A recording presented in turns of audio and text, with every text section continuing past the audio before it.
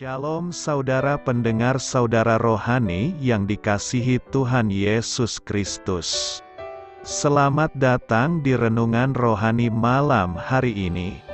Selamat malam, saya berdoa agar saudara sehat selalu. Semoga Roh Kudus hadir di tengah kita saat ini. Sebelum kita mulai renungan malam ini, marilah kita bersama-sama berdoa. Bapa kami yang di surga, Bapa di dalam nama Tuhan Yesus Kristus, kami sungguh mengucap syukur, ya Tuhan, oleh karena Engkau sangat baik buat kami. Engkau ada bersama kami dan menopang hidup kami di siang hari dan di malam hari. Engkau ada bersama-sama dan menyertai kami. Tuhan, kami memuji dan bersyukur kepadamu pada malam hari ini, kami masih bisa berkumpul di rumah kami yang kecil ini. Tuhan, saat ini kami hendak mendengarkan firman-Mu. Berilah pengetahuan dan bimbinglah hamba-Mu ini agar apa yang Engkau firmankan dapat bekerja sesuai kehendak-Mu. Buat kami jemaat-Mu, bukalah hati dan pikiran kami untuk mendengar dan menerima firman-Mu. Kiranya firman-Mu ini dapat menjadi berkat bagi kami.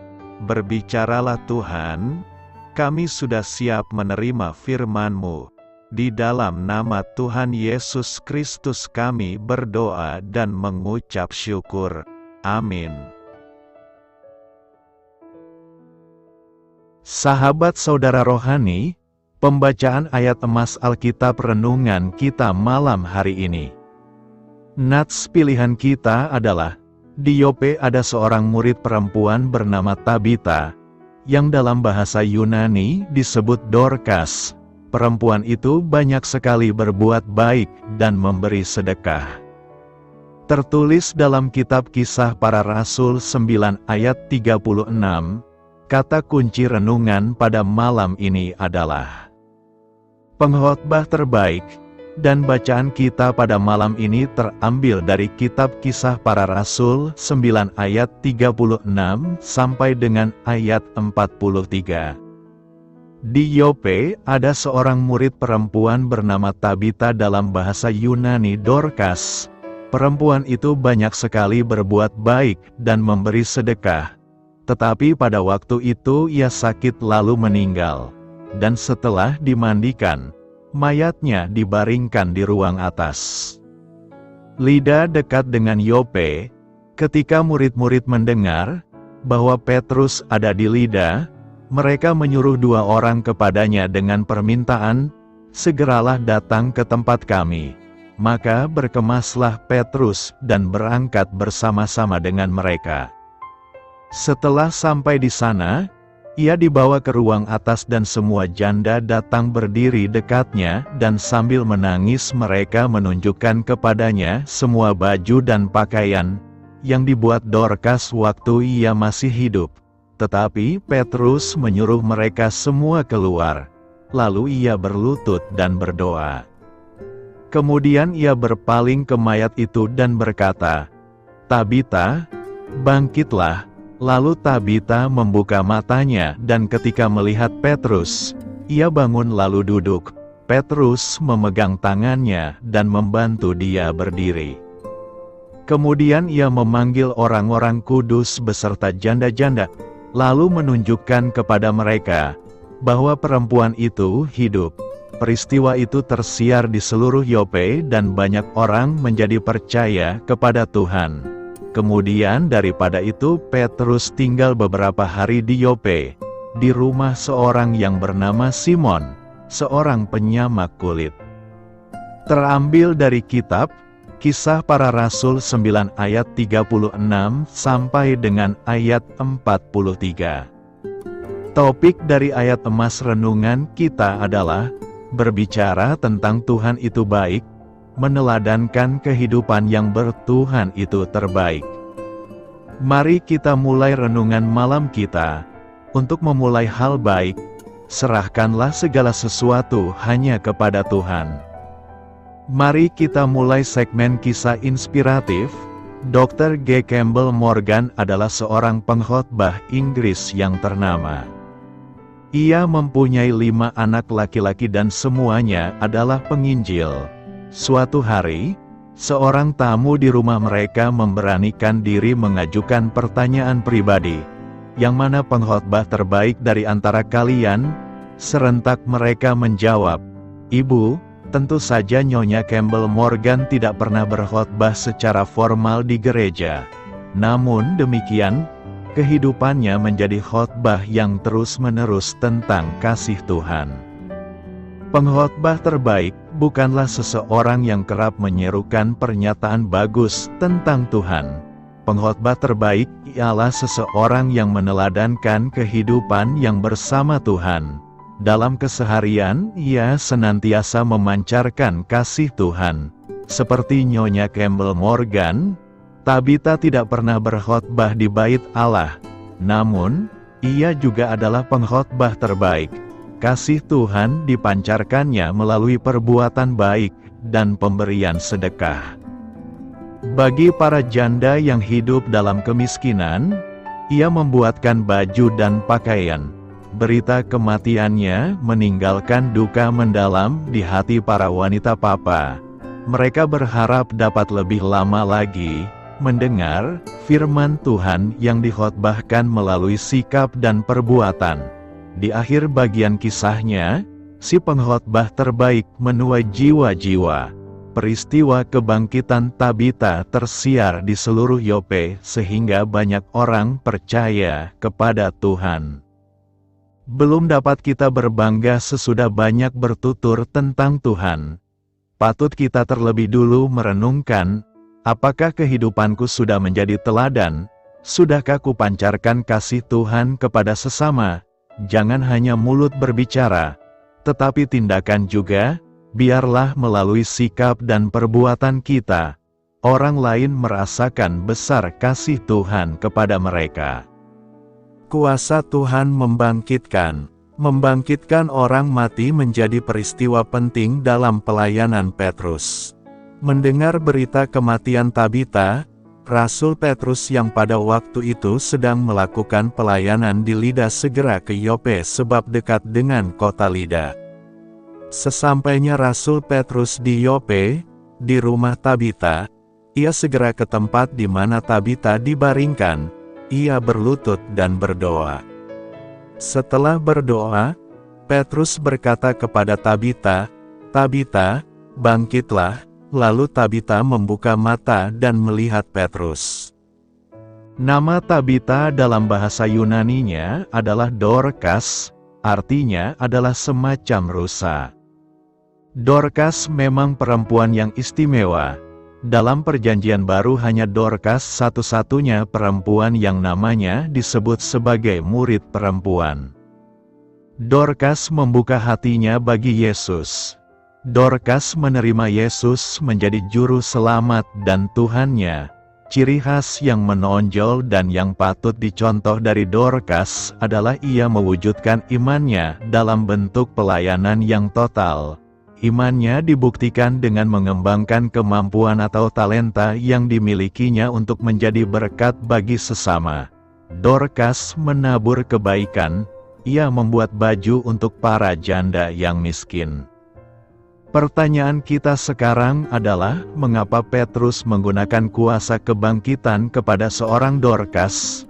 Apa yang menjadi bahan pertimbangan bagi Petrus sehingga ia membangkitkan Dorcas? Dari perikope minggu ini, kita belajar beberapa hal yang membuat hati Petrus tergerak untuk membangkitkan Dorcas dari kematiannya, yakni: pertama, Dorcas memiliki prinsip hidup harus menjadi berkat. Kedatangan janda-janda yang melayat atas kematian Tabita mengungkapkan hal menarik. Tabita alias Dorcas adalah seorang perempuan dermawan. Ia adalah murid Kristus yang menunjukkan kasih-Nya kepada banyak orang yang kurang mampu. Ia melayani Tuhan melalui keterampilannya membuat pakaian. Ketika ia sakit lalu meninggal, Janda-janda itu menangisinya dengan membawa baju-baju dan pakaian yang dulu dibuat Tabita untuk mereka. Buah-buah dari perbuatan baik Tabita nyata dan sudah dinikmati oleh orang-orang yang tidak mampu. Mereka mengenang Tabita karena kasihnya yang nyata. Tabita sudah mati, tetapi buah kasihnya tetap hidup dan berteriak sampai ke sorga. Selama hidupnya, Tabita mampu keluar dari persoalan hidupnya dan keluar untuk melihat persoalan sesamanya. Selama hidupnya, Tabita tidak melihat kebutuhan dirinya, tetapi kebutuhan orang banyak. Kita tidak akan dapat menjadi berkat ketika sudah mati, atau tergeletak tak berdaya karena sakit. Kesempatan untuk menjadi berkat terbuka selagi kita masih hidup, yaitu sekarang ini. Jangan sesat, Allah tidak membiarkan dirinya dipermainkan, karena apa yang ditabur orang, itu juga yang akan dituainya. Kedua, Dorcas memiliki prinsip hidup harus membawa dampak. Betapa dahsyatnya dampak dari buah kasih dan kemurahan hati Tabita. Itulah hukum tabur tuai, menabur kebaikan menuai kemuliaan. Dorcas telah melakukan banyak hal semasa hidupnya bagi orang lain. Hal ini dilakukannya karena ia adalah seorang murid. Dorcas adalah seorang murid. Mengapa orang Kristen disebut murid? Karena orang Kristen belajar firman Tuhan. Kalau kita tidak senang belajar firman Tuhan, maka kita bukan murid, dan itu juga berarti bahwa kita bukan orang Kristen. Apakah kita rajin ikut pemahaman Alkitab? Dorcas juga adalah seseorang yang belajar firman Tuhan dan melayani. Bandingkan ini dengan kebanyakan orang Kristen yang tidak belajar maupun melayani, hanya melayani tetapi tidak belajar. Hanya belajar tetapi tidak melayani. Kesalehan Dorcas ini menyebabkan ketika ia mati. 1. Banyak orang menangisi dia. Bagaimana kira-kira kalau seandainya kita yang mati, apakah banyak orang yang menangisi kita? 2. Orang-orang menceritakan kebaikan-kebaikannya. Kalau seandainya kita mati, perbuatan apa dari kita yang akan dibicarakan orang? Bahwa kita adalah orang baik yang suka menolong, bahwa kita adalah orang yang jujur, bahwa kita adalah orang yang rajin yang selalu bekerja dengan giat, bahwa kita adalah orang yang sabar, bahwa kita adalah orang yang rendah hati, atau sebaliknya, bahwa kita adalah orang yang egois, suka berdusta, malas, suka marah, suka memfitnah, sombong, kikir. Ketiga, karena orang banyak merasa memiliki Dorcas, murid-murid yang ada di Yope mendesak agar Petrus bersedia datang untuk membangkitkan Tabita. Mereka belum rela kehilangan Tabita yang sangat murah hati. Mereka mengasihi Dorcas lebih daripada saudara kandung sendiri. Orang banyak merasa memiliki Tabita. Tabita tidak boleh mati sebab ia milik kami. Tabita harus tetap hidup. Kita semua pasti mati, walau kita tidak tahu kapan saatnya. Karenanya, selagi hidup kita perlu bertanya pada diri sendiri, jika saya mati, apa yang akan dikatakan oleh teman-teman atau keluarga saya untuk mengenang saya? Bahkan, ada satu lagi pertanyaan terpenting. Apa yang akan Tuhan katakan tentang hidup saya? Jadi, marilah kita menyerahkan hidup kita kepada Allah. Dan seperti Tabita, mari menjadi murid Kristus yang melayani orang lain dengan talenta dan keterampilan yang kita miliki. Hidup ini untuk melayani sesama. Hidup ini untuk menjadi berkat. Jangan sia-siakan kesempatan hidup ini. Bekerjalah dan jadilah berkat seluas-luasnya. Keempat, Dorcas merupakan seorang perempuan yang baik hati dan dermawan. Dari kisah Tabita dalam Kisah Para Rasul 9 ayat 36-43, Kita mungkin bertanya mengapa Petrus menganggap kematian Tabita penting baginya.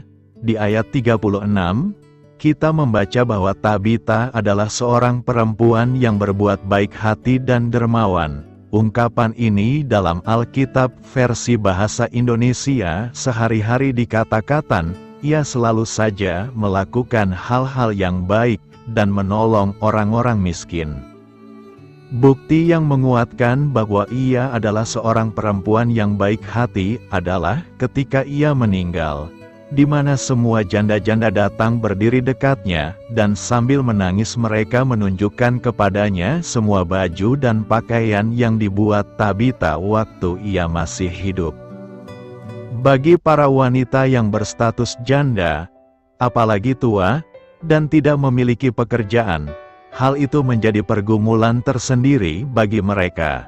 Karena itu, tidak berlebihan jika pada hari kematian Tabita, mereka menangis sambil menunjukkan baju dan pakaian sebagai bukti perbuatan baik yang telah dilakukan Tabita. Di sisi lain, seperti yang tertulis dalam Kisah Para Rasul 9 ayat 36, ia juga memberi sedekah, boleh dikatakan dermawan. Bahkan mungkin ia ikut menyokong pelayanan para Rasul Kristus, karena ia adalah seorang murid perempuan, pengikut Kristus. Perbuatan baik Tabita menjadi catatan tersendiri bagi Petrus untuk tidak menunda kedatangannya, sebab ia berguna dalam pelayanan. Renungkan, apa yang menjadi renungan kita pada Minggu Jubilet ini? Tentu ada beberapa hal yang harus kita bawa pulang untuk direnungkan dan dilakukan, yakni: pertama, kehidupan, kematian, dan kebangkitan Dorcas adalah kesaksian tentang Injil. Dorcas menabur kasih dan menuai kasih. Kasih baru menjadi kasih kalau ia diwujudkan dalam perilaku mengasihi. Itu sebabnya kebahagiaan hidup jangan dicari kemana-mana, sebab ia tidak di mana-mana melainkan ada dan diam dalam hati kita. Tugas kita adalah mengalirkan hati dengan kasih, agar kasih itu membasahi banyak jiwa yang kehausan dan menyuburkan banyak hati yang gersang.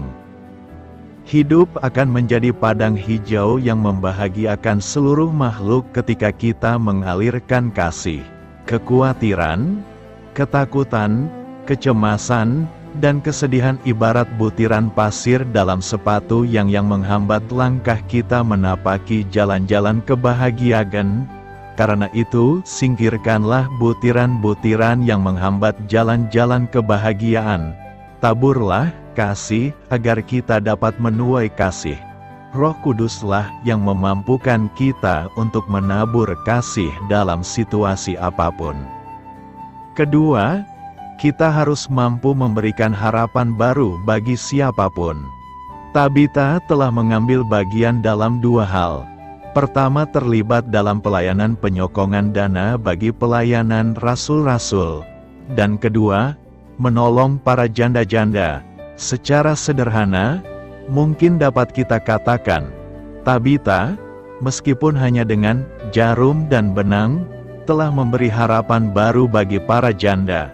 Dengan kata lain, ia hanya melakukan apa yang dapat ia lakukan, tetapi telah memberikan harapan baru bagi para janda. Bagaimana dengan kita?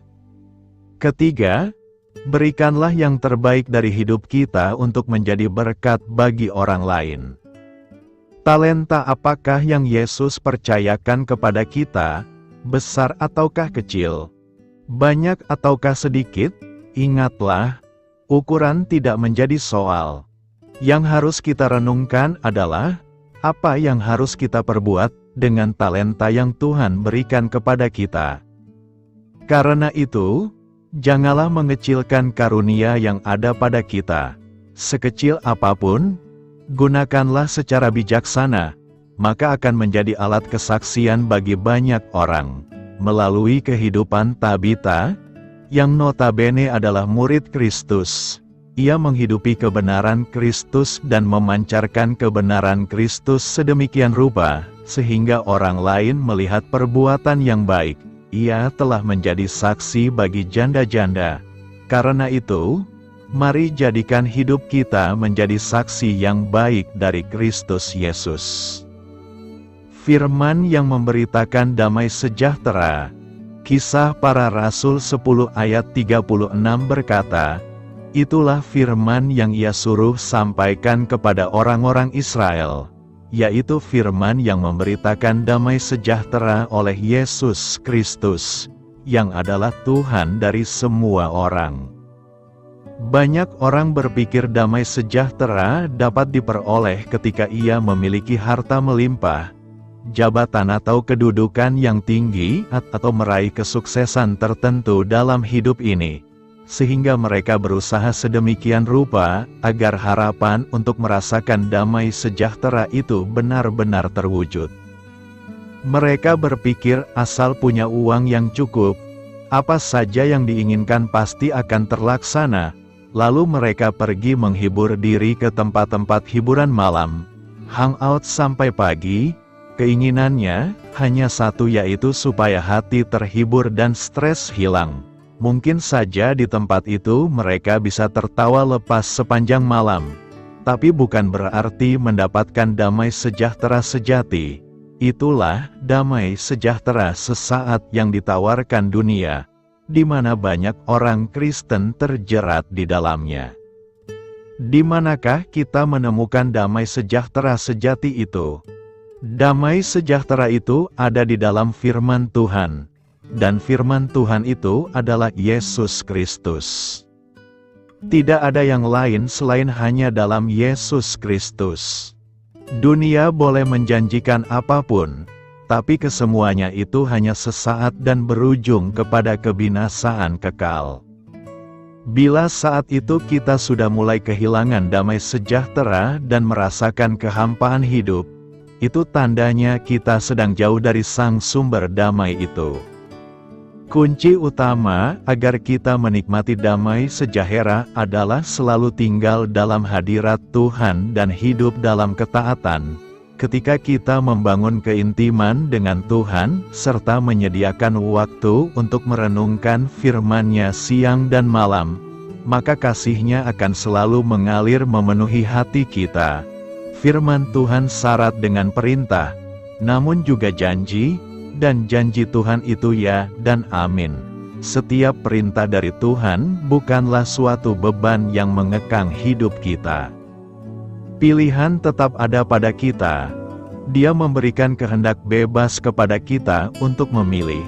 Memang bukanlah pekerjaan yang mudah untuk menjadi seorang yang taat, karena daging kita akan terasa sakit. Roh memang penurut, tetapi daging lemah. Namun damai sejahteranya tersedia bagi orang-orang yang setia dan taat kepadanya. Karena itu, jika kita ingin memperoleh damai sejahtera, maka bersedialah menerima firman Tuhan setiap hari dan melakukan perintah-Nya. Apa itu pertobatan dan mengapa itu diperlukan untuk keselamatan? Banyak orang memahami istilah pertobatan berarti berbalik dari dosa. Ini bukanlah definisi Alkitab mengenai pertobatan. Dalam Alkitab, kata bertobat berarti berubah pikiran. Alkitab juga memberitahu kita bahwa pertobatan yang sejati akan menghasilkan perubahan tindakan.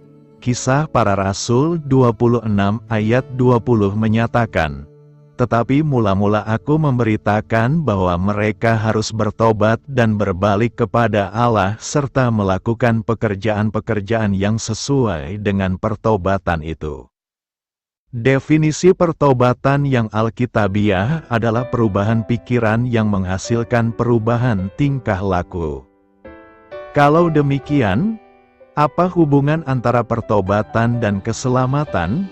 Kitab Kisah Para Rasul nampaknya secara khusus memusatkan perhatian pada pertobatan dalam hubungannya dengan keselamatan. Bertobat, dalam kaitannya dengan keselamatan, Itu merubah pikiran Anda dalam hubungannya dengan Yesus Kristus. Dalam khotbah Petrus pada hari Pentakosta, dia mengakhirinya dengan panggilan agar orang-orang bertobat. Bertobat dari apa? Petrus memanggil orang-orang yang menolak Yesus Kristus untuk mengubah pikiran mereka mengenai Dia, untuk mengakui bahwa Dia sungguh-sungguh adalah Tuhan dan Kristus. Petrus memanggil orang-orang untuk mengubah pikiran mereka dari menolak Kristus sebagai Mesias, menjadi beriman kepadanya sebagai Mesias dan Juru Selamat. Pertobatan dan iman dapat dipahami sebagai dua sisi dari koin yang sama. Tidak mungkin beriman kepada Yesus Kristus sebagai Juru Selamat tanpa terlebih dahulu mengubah pikiran Anda mengenai siapa Dia dan apa yang telah Dia lakukan. Apakah ini adalah pertobatan dari penolakan secara sengaja, atau pertobatan dari ketidakacuhan atau ketidaktertarikan? Itu adalah perubahan pikiran. Pertobatan yang alkitabiah dalam hubungannya dengan keselamatan adalah merubah pikiran saudara dari yang tadinya menolak Kristus menjadi beriman kepada Kristus. Penting untuk memahami bahwa pertobatan bukanlah hasil perbuatan kita demi mendapatkan keselamatan.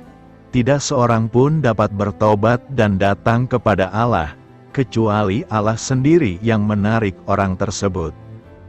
Kisah Para Rasul 5 ayat 31 dan 11 ayat 18 mengindikasikan bahwa pertobatan adalah pemberian Allah yang dimungkinkan semata-mata karena anugerah-Nya. Tidak ada seorang pun yang dapat bertobat kecuali kalau Allah menganugerahkan pertobatan. Segala sesuatu yang bersangkutan dengan keselamatan, termasuk pertobatan dan iman, itu hasil karya Allah dalam menarik kita, membuka mata kita, dan mengubah hati kita. Panjang sabar Allah menuntun kita kepada pertobatan, demikian pula kebaikan-Nya. Sekalipun pertobatan bukan perbuatan yang menghasilkan keselamatan, pertobatan yang berujung pada keselamatan pasti menghasilkan satu perbuatan. Tidak mungkin mengubah pikiran saudara mengenai Kristus tanpa diikuti perubahan perilaku. Dalam Alkitab, pertobatan menghasilkan perubahan tingkah laku. Itu sebabnya Yohanes Pembaptis berseru agar orang-orang menghasilkan buah yang sesuai dengan pertobatan. Seseorang yang benar-benar telah bertobat dari yang tadinya menolak Kristus menjadi beriman kepada Kristus, akan terlihat melalui hidupnya yang berubah. Pertobatan, jika didefinisikan secara tepat, itu perlu untuk keselamatan.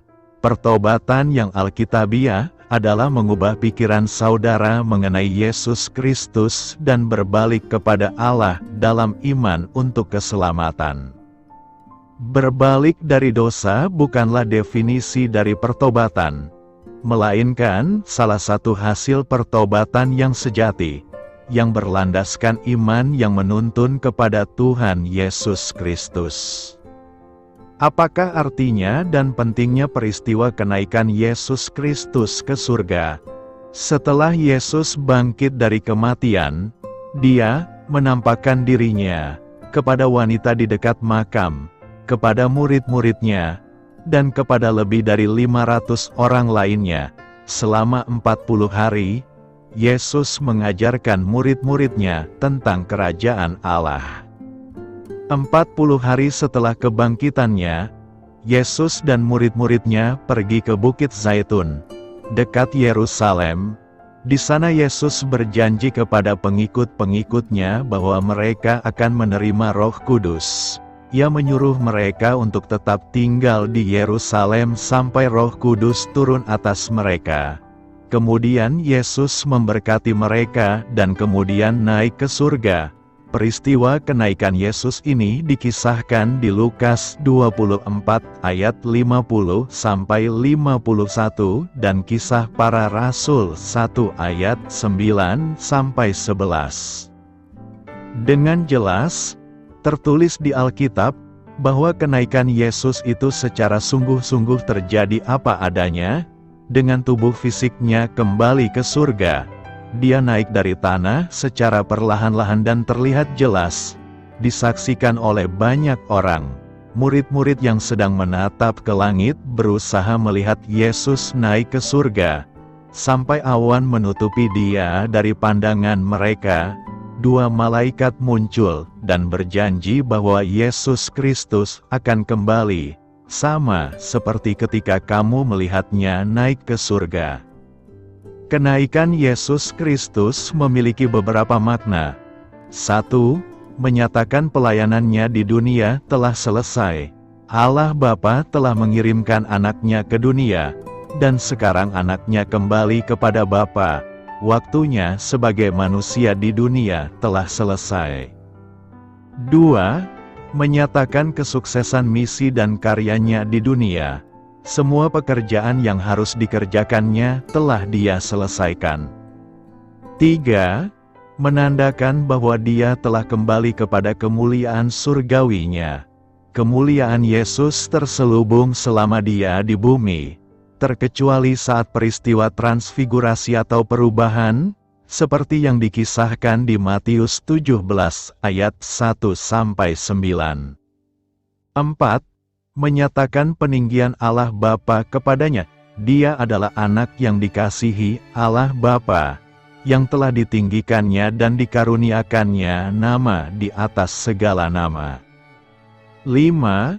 Memungkinkannya untuk menyiapkan tempat buat kita. 6. Menyatakan permulaan pekerjaannya yang baru sebagai Imam Agung dan perantara bagi perjanjian yang baru. 7. Menentukan pola untuk kedatangannya. Ketika Yesus datang kedua kalinya untuk mendirikan kerajaannya, dia akan kembali dengan cara yang sama seperti ketika dia naik, apa adanya, secara fisik, dan tampak dengan jelas. Saat ini Tuhan Yesus berada di surga. Alkitab sering menggambarkan dia berada di sebelah kanan Allah Bapa, berada di takhta kehormatan dan kekuasaan. Kristus adalah kepala gereja, yang memberikan karunia rohani, dan sudah memenuhkan segala sesuatunya. Kenaikan Kristus ke surga merupakan peristiwa transisi antara pelayanan duniawi dan pelayanan surgawinya. Menjadi saksi kebangkitan Kristus. Yesus bangkit mengalahkan segala kuasa kematian. Kebangkitan Yesus menjadi suatu kemenangan atas kuasa kematian. Kebangkitan Yesus adalah suatu peristiwa yang tidak lazim pada masa itu. Tidak ada seorang pun yang pernah bangkit dari kematian. Bagi orang Israel, tidak akan ada lagi kehidupan di balik kematian. Tetapi dengan peristiwa kebangkitan Yesus, maka kematian bukanlah akhir dari perjalanan hidup orang percaya, tetapi menjadi sebuah awal dari peziarahan hidup untuk masuk ke kehidupan yang kekal, yakni surga. Pada peristiwa kebangkitan, yang menjadi saksi pertama adalah kaum perempuan, yakni Maria Magdalena. Namun, pada perayaan Paskah kali ini, kita semua disebut menjadi saksi kebangkitan Yesus. Apakah yang dimaksud dengan saksi? Saksi adalah seseorang yang menegaskan atau membuktikan sebuah fakta. Untuk menjadi saksi yang efektif bagi Kristus, seseorang harus memiliki pengetahuan yang langsung berasal darinya. Kisah perjumpaan Petrus dengan Kornelius dilatar belakangi oleh pengalaman spiritual Kornelius. Malaikat telah berbicara kepadanya dalam suatu penglihatan. Hidup Kornelius yang saleh, ia dan juga seisi rumahnya telah menjadi pintu masuk pekabaran Injil. Keterbukaan Kornelius dan seisi rumahnya menerima kehadiran Petrus digunakan oleh Petrus untuk menyaksikan Yesus Kristus. Bagi Petrus, Penglihatan yang dialami oleh Kornelius dan kehadirannya di rumah Kornelius telah memberikan pengertian yang baru bahwa sesungguhnya Allah tidak membedakan orang. Kata kuncinya bukan pada keturunan Abraham, sebagaimana yang dipahami oleh orang Yahudi bahwa hanya para keturunan Abrahamlah yang berhak menerima janji-janji Allah, melainkan pada yang takut akan Allah dan yang mengamalkan kebenaran, itulah yang berkenan di hadapan Allah. Selanjutnya, Petrus menyaksikan kepada Kornelius bahwa Yesus Kristus adalah Tuhan dari semua orang. Dalam hal ini Petrus hendak mengatakan kepada Kornelius bahwa Yesus Kristus itulah Tuhan. Tuhan yang selama ini, ia dan seisi rumahnya, sembah dalam kesalehan hidup mereka. Pengajaran Petrus kemudian berlanjut pada sebuah kesaksian tentang hubungan antara dirinya dan para murid yang lain dengan Yesus Kristus. Petrus dan para murid yang lain adalah saksi hidup dari segala sesuatu yang diperbuat Yesus Kristus di tanah Yudea maupun Yerusalem. Apakah yang telah diperbuat Yesus dari Nazaret itu? Dalam pengajarannya, Petrus menyaksikan bahwa Allah mengurapi Yesus dengan Roh Kudus dan kuat kuasa dalam suatu peristiwa penting, yakni pembaptisannya oleh Yohanes. Dengan urapan dan kuat kuasa tersebut, Yesus berjalan berkeliling sambil berbuat baik dan menyembuhkan semua orang yang dikuasai iblis. Namun, perjalanan Yesus ini kemudian harus berakhir di kayu salib. Yesus mati dibunuh. Apakah perjalanan Yesus kemudian sungguh-sungguh berakhir? Dalam kesaksian selanjutnya, Petrus mengatakan bahwa Yesus dibangkitkan Allah pada hari yang ketiga. Bukti kebangkitan Yesus yaitu penampakan dirinya kepada para muridnya. Petrus juga bersaksi bahwa Yesus memberikan tugas kepada mereka untuk memberitakan kebangkitannya tersebut kepada seluruh bangsa dan sekaligus juga bersaksi bahwa Yesus itulah yang ditentukan Allah menjadi hakim atas orang-orang yang hidup dan orang mati. Dan barang siapa yang percaya kepadanya, ia akan mendapat pengampunan dosa. Apa dampak pengajaran Petrus selanjutnya bagi keluarga Kornelius dan seisi rumahnya? Dalam ayat 44-45 dikisahkan bahwa para pendengarnya pada waktu itu menerima Roh Kudus sehingga tidak ada lagi alasan untuk tidak membaptis mereka. Ada beberapa hal yang dapat menjadi inspirasi untuk menolong kita tiba pada ketiga tujuan yang dimaksud, yaitu keyakinan umat terhadap Yesus, keyakinan umat terhadap pengurapannya, dan tugas pemulihan. Inspirasi pertama, tanggapan Petrus terhadap undangan Kornelius bahwa Allah tidak membedakan orang, bahwa Petrus telah memiliki pengertian yang baru tentang Allah. Kedua, kesaksian Petrus tentang Yesus, bahwa Petrus memakai perjumpaannya dengan Kornelius sebagai kesempatan untuk bersaksi. Ketiga, kehadiran Petrus di rumah Kornelius merupakan bagian dari pemenuhan tugas dari Allah. Pertanyaan kita sekarang adalah, apakah yang kita lakukan sebagai saksi kebangkitan Yesus Kristus saat ini? Pertama, kita harus mampu bersaksi di dalam perbuatan. Yakobus 2 mengatakan bahwa iman tanpa perbuatan adalah mati. Iman dan perbuatan adalah bagaikan kembar. Iman tidak dapat dilihat orang, tetapi perbuatan dapat. Perbuatan kita sehari-hari adalah kesaksian kita. Mata orang dunia sangat jeli.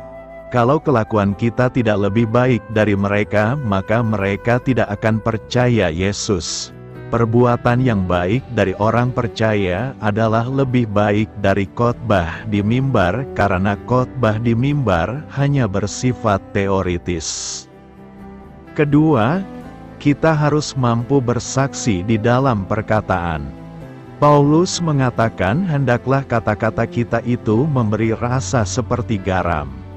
Di dalam berkata-kata kita harus berhati-hati, saring dan pikirkan terlebih dahulu apakah kata-kata kita itu akan berpengaruh terhadap orang lain. Kata-kata kita adalah suara dari hati kita. Dari kata-kata kita orang lain dapat menilai pribadi kita. Kata-kata orang percaya dapat mempengaruhi satu jiwa untuk selamat atau tidak. Hari ini banyak orang percaya yang tidak dapat mengontrol kata-katanya sehingga mereka tidak dapat menjadi saksi kebangkitan Yesus, sebaliknya menjadi batu yang masih menutupi kubur Yesus. Orang Kristen paling tidak harus bertobat di dalam 4 hal, yaitu 1. Bertobat dengan lidahnya. 2. Bertobat dengan otaknya. 3. Bertobat dengan pikirannya. 4. Bertobat dengan dompetnya. Orang yang sudah percaya adalah ciptaan baru. Ketiga, kita harus mampu menggunakan keluarga sebagai tempat bersaksi. Setiap keluarga orang percaya hendaknya mengadakan kebaktian rumah tangga secara berkala, misalnya setiap minggu atau sebulan sekali, sehingga orang lain dapat melihat bahwa mereka adalah keluarga yang percaya Tuhan. Keluarga adalah sangat penting. Markus 5 mengajarkan bahwa Yesus mau pertama-tama menyelamatkan orang di keluarga kita. Gereja mula-mula adalah gereja rumah. Dari situlah Injil diberitakan.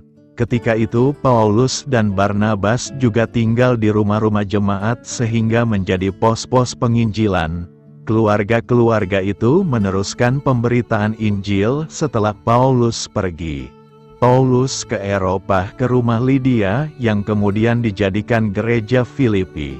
Keluarga Lydia menjadi keluarga yang memuliakan Tuhan. Keempat, kita harus mampu menggunakan tempat kerja atau profesi sebagai tempat bersaksi. Janganlah kita hanya berani berdoa dan memuji Tuhan di gereja, tetapi di tempat kerja kita takut dan malu.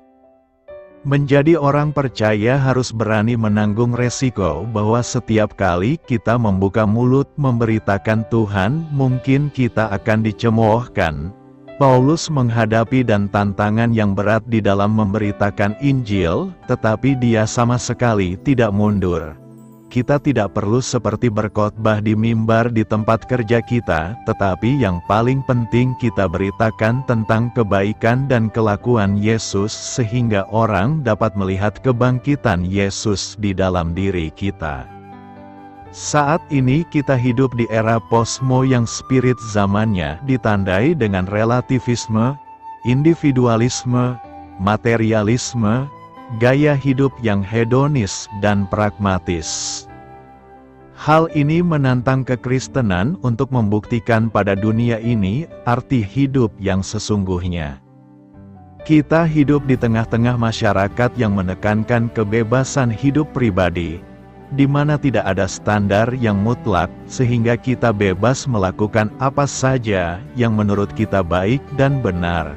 Dan disinilah kekristenan berperan untuk menunjukkan standar hidup yang tinggi, yang jelas berbeda dengan dunia ini.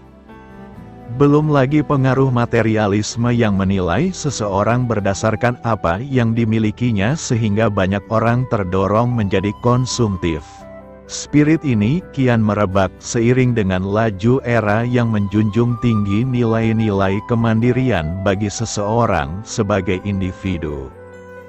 Hidup di tengah spirit zaman yang demikian mengakibatkan kekosongan spiritualitas, hilangnya pengharapan dan kehancuran moralitas.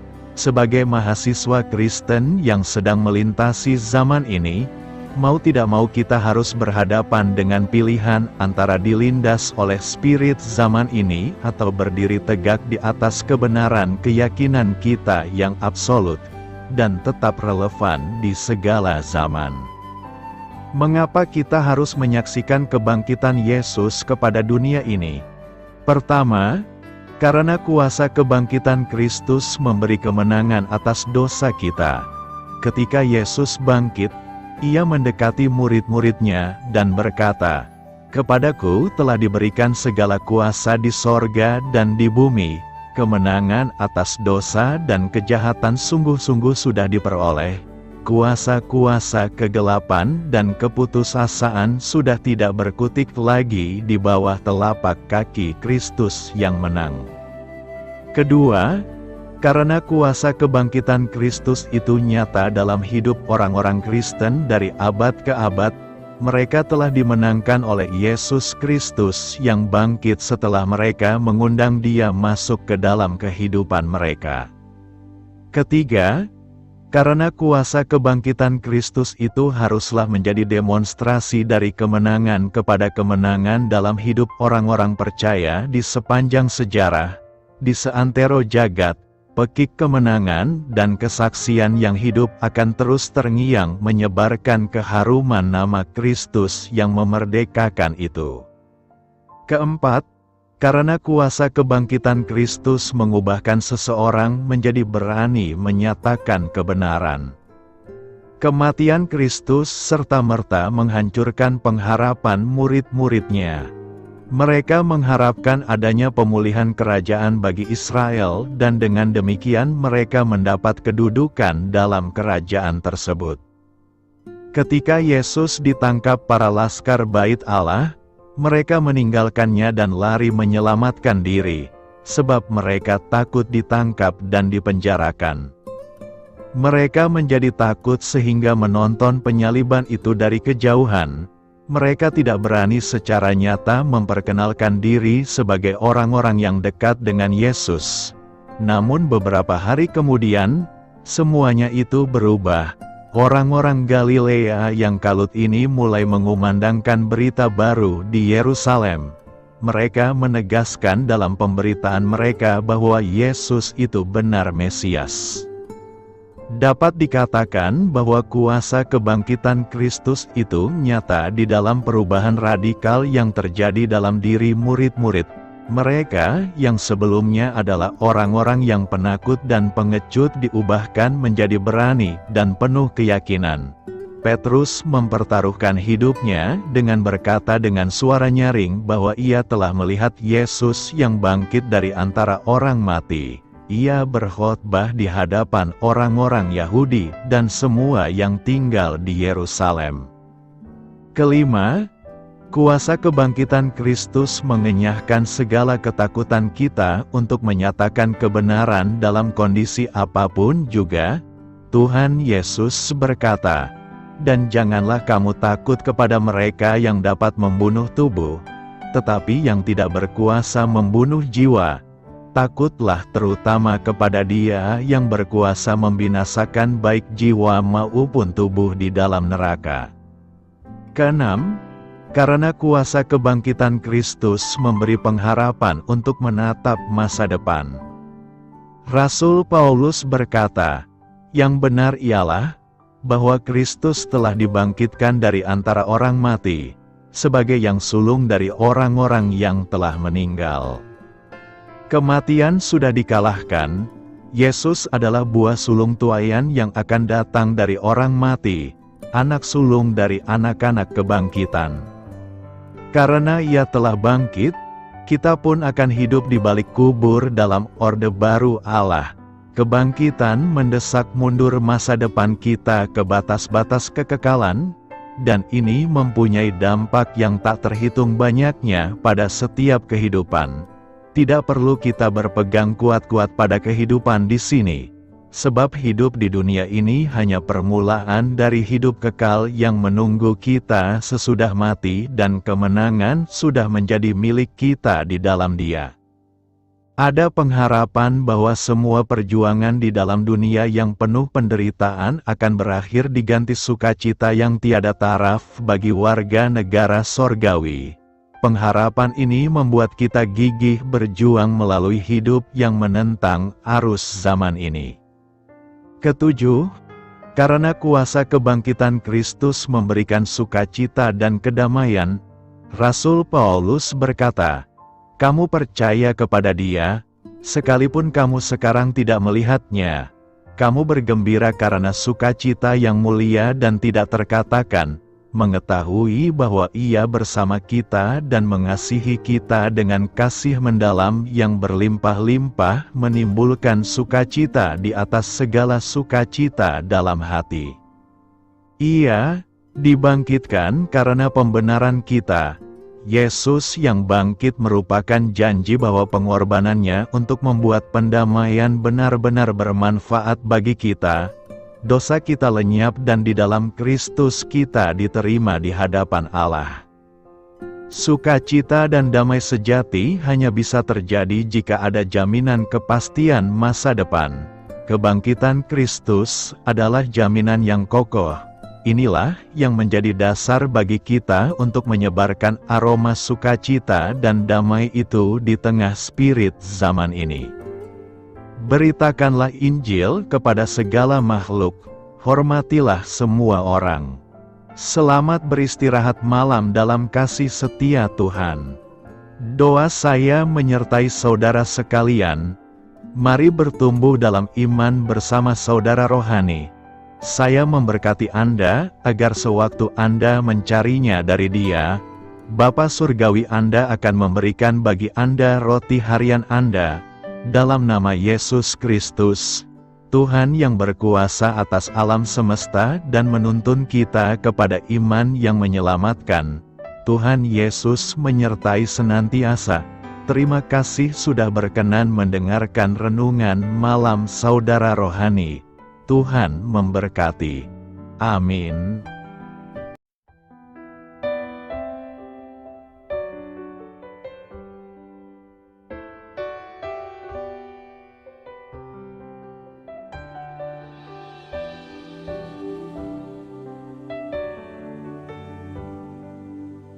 Marilah kita renungkan, sahabat saudara rohani. Demikianlah renungan firman Tuhan malam hari ini. Semoga menjadi berkat di dalam hidup kita dan menjadikan kita pribadi yang lebih baik. Sebelum kita beristirahat pada malam hari ini, marilah kita berdoa. Bapa kami yang di surga, Bapa di dalam nama Tuhan Yesus Kristus, kami sungguh mengucap syukur, ya Tuhan, oleh karena Engkau sangat baik buat kami. Engkau ada bersama kami dan menopang hidup kami di siang hari dan di malam hari. Engkau ada bersama-sama dan menyertai kami, ya Tuhan Yesus. Kami mengucap syukur untuk firman-Mu, ya Tuhan, yang memberikan kami kekuatan dan menyadarkan kami bahwa kami tidak perlu takut dengan gelap dan malam. Sebab Tuhan, Engkau ada bersama kami. Engkau melindungi kami dan menjadi perisai bagi kami hamba-Mu berdoa saat ini. Tuhan, untuk setiap pendengar renungan ini yang mengalami ketakutan, kecemasan, kegelisahan, pada situasi gelap dan malam hari di dalam nama Tuhan Yesus Kristus. Kuasa Tuhan melepaskan mereka dari segala ikatan roh-roh ketakutan yang mengikat mereka saat ini. Tuhan melepaskan setiap anak-anak-Mu dari segala rasa takut dan kecemasan. Di dalam nama Tuhan Yesus segala kuasa-kuasa roh jahat, kuasa setan iblis yang mengganggu anak-anak-Mu, ya Tuhan, tolong hancurkan dan halaukan dengan kuasa-Mu. Dalam nama Tuhan Yesus Kristus, berkati setiap kami anak-anak-Mu, ya Tuhan, dan lindungilah kami. Kami aman di dalam Engkau. Ya Tuhan, penuhilah setiap hati kami dengan keberanian, damai sejahtera, dan sukacita serta ketenangan yang dari Tuhan. Berkati kami di malam hari ini, saat kami tidur dan beristirahat. Kuasa-Mu, ya Tuhan, menaungi setiap kami, memberkati dan melindungi kami. Bangunkanlah kami kembali besok pagi dengan kekuatan yang baru. Tubuh yang sehat diberkati Tuhan dan berkat-berkat yang baru Tuhan sediakan bagi kami. Terima kasih, ya Tuhan, kami sungguh mengucap syukur untuk firman-Mu yang menguatkan kami. Dalam nama Tuhan Yesus Kristus Juru Selamat kami, Bapa kami yang baik, kami mengucap syukur dan berdoa haleluya. Amin. Biarlah firman Tuhan menjadi pengingat untuk kita semua, bahwa tuntunan dari Roh Kudus akan selalu memberi jalan keluar bagi setiap permasalahan hidup kita, dan memberi kedamaian di hati kita. Amin. Sampai jumpa di renungan malam saudara rohani berikutnya.